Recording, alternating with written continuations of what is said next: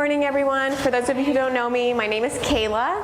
I'm going to talk about the influence of family adaptability, gender, and shame on adolescent body image. So for those of you who know me, know that I focus mostly on process addictions and eating disorders. This year I took a bit of a step back and focused on body image. So to get you all woken up and stuff, how would you describe body image in a few words?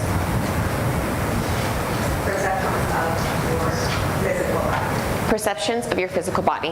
Great.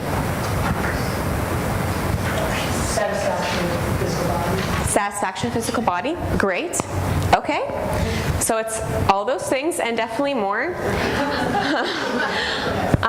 So I see body image as many things, but I see it as multifaceted.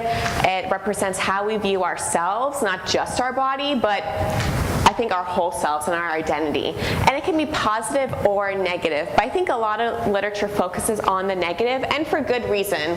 A lot of literature focuses on the negative body image because it's associated with eating disorders, depression, anxiety, and a whole other negative mental health outcomes. Along with that, the literature kind of talks about family influences of body image, and it's a bit controversial because there could be some blame, etc. But if you think about it, family is where we learn our social context, who we are, everything, so it can influence how we look at ourselves. And there's some literature to support that family structure could impact body image, positive and negative.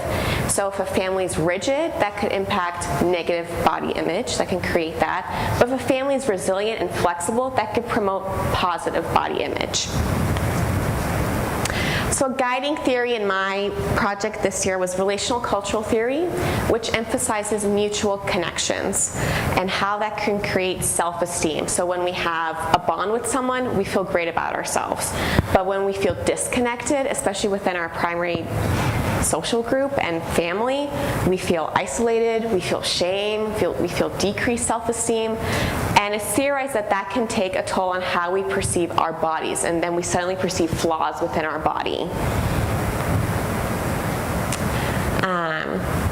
And so combining all of this, I noticed some gaps in the literature. One, there's a focus on negative body image, and even though we need to know that because that affects like some mental health outcomes, we don't know what contributes to positive body image.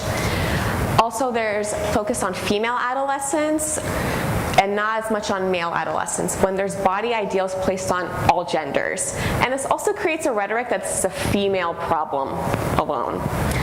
Also, we're doing better about this, but mothers tend to be blamed for any body image concerns that their child has, but when we're not really looking at the whole system.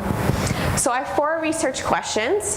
The first 3 deal with mediation. So the first 3 deal with, does adolescent shame mediate the relationship between body image and family chaos, family flexibility, and family rigidity? And the 4th research question is, does gender moderate the relationship between family adaptability and body image? So this ties into the initiatives of prevention of substance abuse and mental illness and recovery and support, because not only do we want to know what promotes healthy body image, but we want to prevent negative body image and what factors can contribute to it and be a protective factor.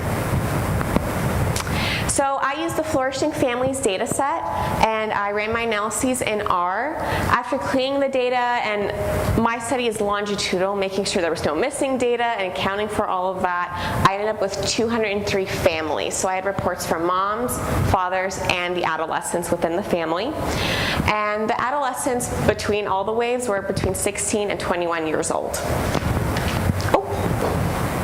So within Flourishing Family data set, there's an adaptability measure. It's a 21-item measure. I decided, because there are subscales used within that measure, to break it up and create 3 latent factors, looking at rigidity, chaos, and flexibility within the family. So all 3 had reports on these measures. And this was collected in around 2012. And adolescent shame was just reported by the adolescent. It was collected in 2013 around, just reported by the adolescent. And adolescent body image was calculated in 2014, and then, again, it was just reported by the adolescent. And I ran a mediation analysis and a moderation analysis. With the mediation analysis, I just did some bootstrapping procedures, and with the moderation analysis, I created an interaction variable. So as I said, gender was my, oh shoot, okay. Shoot. I created, okay, it's okay. So you have the results within your handout, but this is just to depict that the first indicator was mom's scores, the second indicator was dad's scores, and the third indicator was adolescent scores. Okay, so the biggest predictor of body image was BMI, so it was pretty anticlimactic, but it's fine. And gender predicted adolescent shame, which sucks, but still.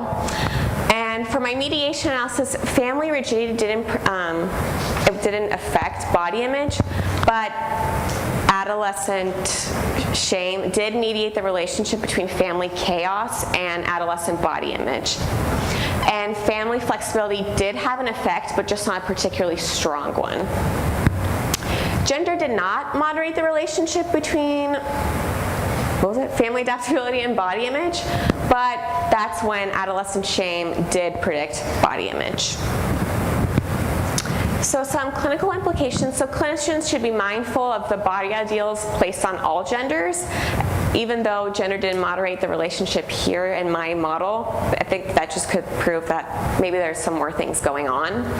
And assess for family chaos and how that could serve to help mend the family if there is body image concerns or if there's depression, anxiety, or anything associated with body image.